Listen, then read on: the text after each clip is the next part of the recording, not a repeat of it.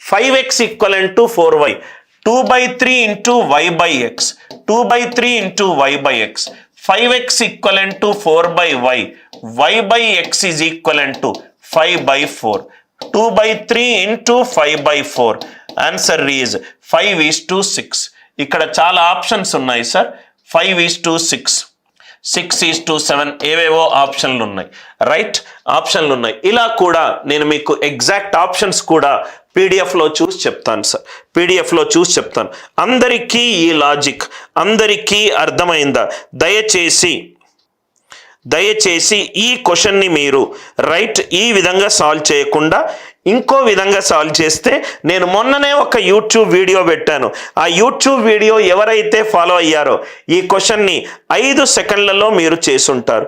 దీనికి exact options ఏంటంటే 15:8. మీ దగ్గర పేపర్ కనుకుంటే ఇక్కడ 15:8 ఆప్షన్స్ ఏంటంటే 15:8, 15:8, 6:5, 3:4, 5:6. ఇవి ఎగ్జాక్ట్ ఆప్షన్స్. 3:4, 5:6. నేను మొన్ననే మీకు రేషియోలో ఈ లాజిక్ చెప్పాను సార్. మొన్ననే 5x equivalent to 4y, 2y:3x. ఏమని చెప్పాను సార్? రేషియోలో ప్రధాన సంఖ్య మీదనే మీ ఫోకస్ పెట్టుకోండి. హారంలో 3 అనే ప్రధాన సంఖ్య ఉన్నది. 3కు సంబంధించి నాకు ఎక్కడా కూడా క్వశ్చన్లో లేదు. ఆన్సర్లో హారంలో 3కి సంబంధించి నాకు ఉండాలి.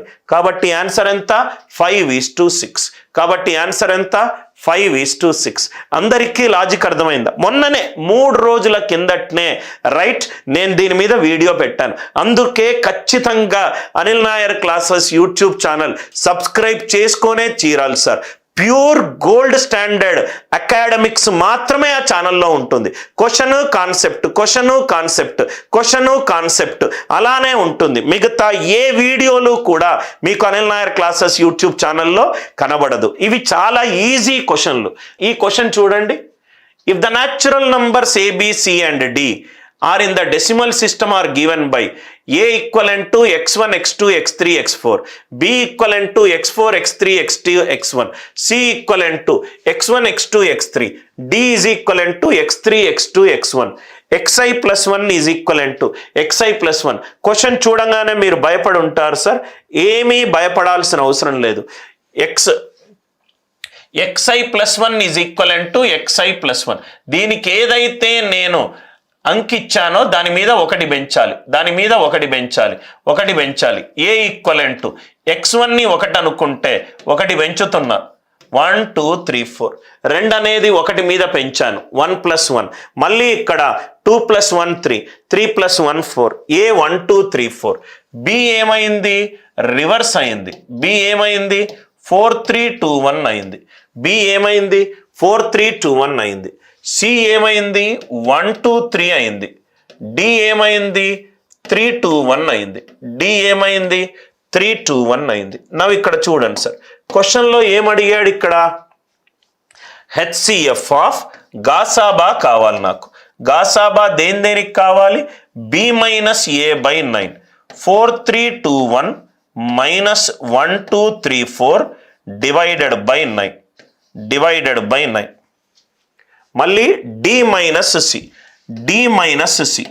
3 2 1 - 1 2 3 డివైడెడ్ బై 9. దయచేసి క్యాల్కులేషన్లు ఏమీ చేయకండి సార్.